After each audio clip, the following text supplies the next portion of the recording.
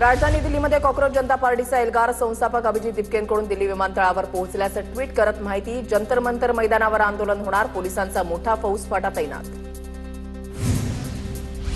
किल्ले रायगडावर 353व्या शिवराज्याभिषेक सोहळ्याचा उत्साह, लाखो शिवभक्त रायगडावर दाखल. ढोल ताशांचा गजर आणि छत्रपती शिवाजी महाराजांचा रायगडावर जयघोष. शिवभक्तांच्या सुरक्षेसाठी गडावर पोलिसांचा कडेकोट बंदोबस्त. फडणवीस सरकारचा मराठा समाजासाठी मोठा निर्णय. ओबीसी समाजाप्रमाणे मराठा समाजासाठी तब्बल 8 योजना सुरू करण्याचा निर्णय. शालांत परीक्षोत्तर शिष्यवृत्ती योजनेसह इतर योजना लागू होणार. मराठा आरक्षण आंदोलनामधील मृतांच्या वारसांना मदत जाहीर. 8 जिल्ह्यांमधील 34 व्यक्तींच्या कायदेशीर वारसदारांना मदत जाहीर. 10 लाख रुपयांप्रमाणे 3,40,00,000 रुपये मंजूर. मराठा समाजासाठी घेतलेल्या निर्णयांबाबत मुख्यमंत्री फडणवीसांचे आभार. मराठा समाज तुम्हाला कधी विसरणार नाही. शासन निर्णयावरून मनोज जरांगेंची प्रतिक्रिया. ओबीसींना डावलून मराठा समाजाला नव्या सवलती देण्याचा आक्षेप. मराठा समाजाच्या सवलती ओबीसी समाजाला द्या, बबनराव तायवाडेंची मागणी. तर मराठा समाजाच्या मागण्यांना रेड कार्पेट, ओबीसी समाजाला सापत्न वागणूक. लक्ष्मण हाकेंची टीका. नाशिकमध्ये गोकुळ गीतेंच्या बंडखोरीमुळे महायुतीमध्ये पेच. महाजनांसोबत बैठक न घेता सामंत मुंबईकडे निघाले. तर बंडखोरीच्या विषयावर लवकरच पडदा पडेल. जळगाव नाशिकमध्ये लवकरच मार्ग निघेल. गिरीश महाजनांकडून विश्वास व्यक्त. नाशिकच्या जागेसंदर्भात सकारात्मक चर्चा सुरू. चर्चेअंती नाशिक आणि जळगावमध्ये पाठिंबा मिळेल. महायुतीचे सर्व 17 उमेदवार विजयी होणार. उपमुख्यमंत्री शिंदेंकडून विश्वास व्यक्त. पुरेसं संख्याबळ असताना भाजपकडून घोडेबाजार कशासाठी? अर्ज माघारीसाठी 150 कोटी दिले.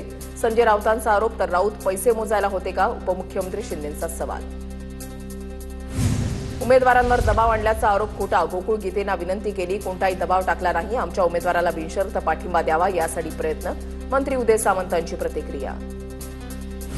गोकुळ गीतेंना भेटून पाठिंब्यासाठी विनंती करणार. मंत्री गिरीश महाजनांची प्रतिक्रिया. तर गीतेंनी आमच्या उमेदवाराला बिनशर्त पाठिंबा द्यावा, उदय सामंत यांचं आवाहन.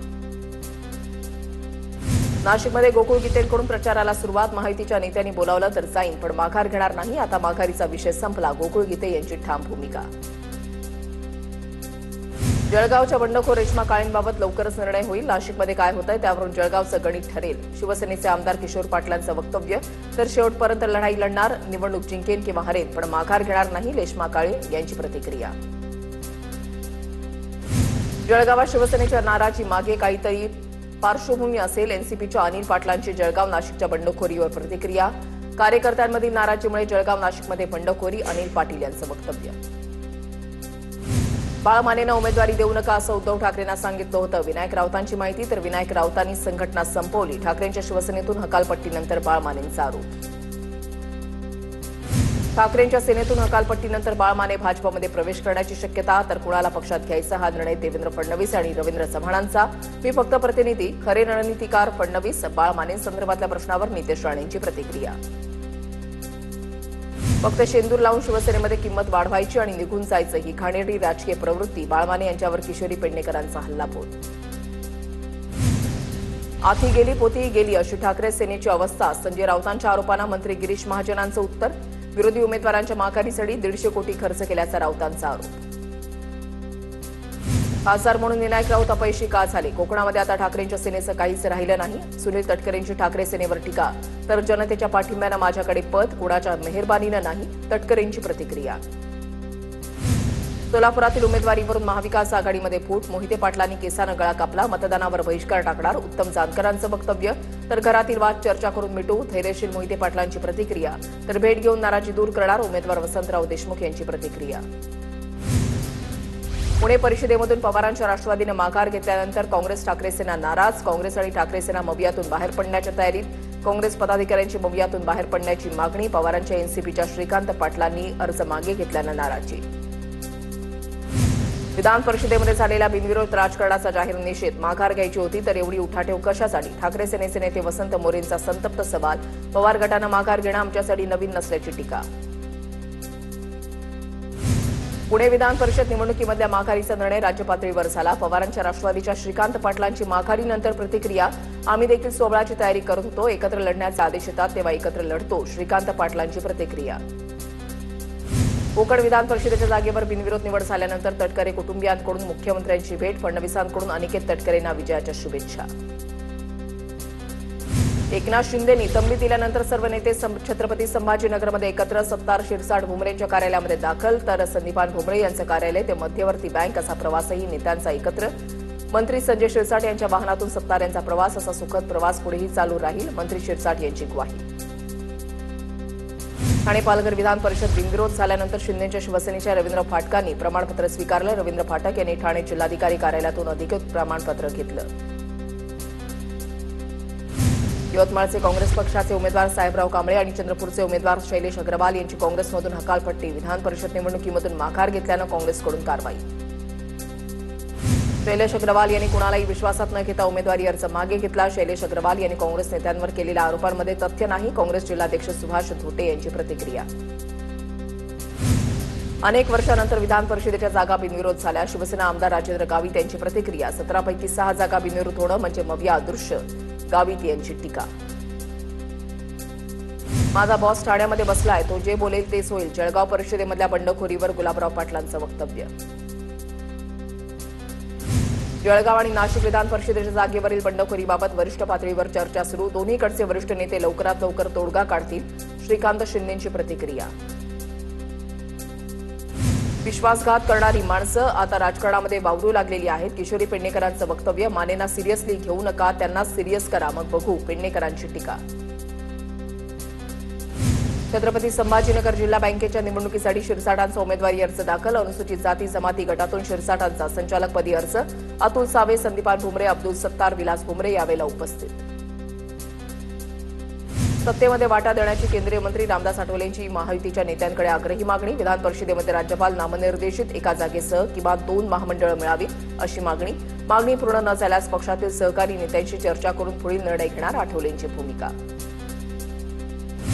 भंडारा गोंदियामधील 5 दिवस अज्ञातवासामध्ये असलेले महायुतीचे नगरसेवक पुन्हा स्वतः वॉर्डमध्ये परतले. काँग्रेसचे नेते नाना पटोलेंना शह देण्याचा भाजपच्या परिणय फुकेंचा प्रयत्न.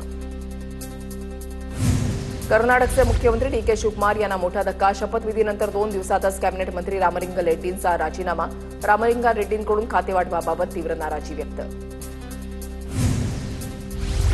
कोल्हापुरातील भवानी मंडपामध्ये मराठा लाईट इन्फंट्री बटालियनच्या वाद्यवृंदाचं सादरीकरण. खासदार शाहू छत्रपती यांच्यासह छत्रपती घराण्यातील सदस्यांची उपस्थिती. 352व्या शिवराज्याभिषेक दिनाच्या निमित्तानं कार्यक्रम.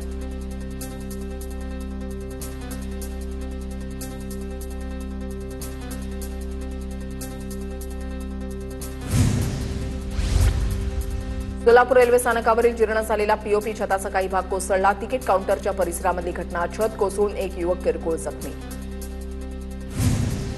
जेईई ॲडव्हान्स परीक्षार्थींचा डेटा लीक झाल्याच्या बातम्या शिक्षण मंत्रालयानं फेटाळल्या. शिक्षण मंत्रालयाचं ट्विट. कोणत्याही विद्यार्थ्याची संवेदनशील माहिती लीक झाली नसल्याचं आयआयटी रुडकीचं स्पष्टीकरण. एनटीएकडून आयोजित परीक्षांमधील 8 वर्षातील पेपरफुटी आणि गैरप्रकारांवर श्वेतपत्रिका काढा. काँग्रेस खासदार दिग्विजय सिंहांची पंतप्रधान मोदींना पत्र लिहित मागणी. पेपरफुटी आणि त्यावरील कारवाई सविस्तर माहिती सार्वजनिक करण्याची मागणी. हिंगोली जिल्ह्यामध्ये ऐन खरीप पेरणीच्या तोंडावर डीएपी खताचा मोठा तुटवडा. कळमनुरी तालुक्यामधल्या आखाडा बाळापूर इथल्या मार्केटमध्ये खत नसल्याचं वास्तव समोर. TV9च्या रिअलिटी चेकमध्ये वास्तव उघड. लातूरच्या बाजारामध्ये खत आणि बियाणं खरेदीला अल्प प्रतिसाद. पेरणीयोग्य पाऊस झाला नसल्यानं खताच्या विक्रीवर परिणाम. शेतकऱ्यांकडून बाजारामध्ये विशेषतः युरियाचीच मागणी.